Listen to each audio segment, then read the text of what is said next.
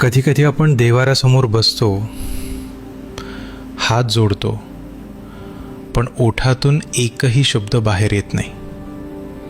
फक्त डोळ्यांतून घळाघळा पाणी वाहत असतं.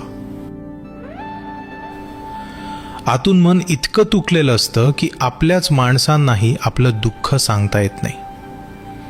लोक विचारतात, काय झालं? पण सांगण्यासारखे शब्दच नसतात.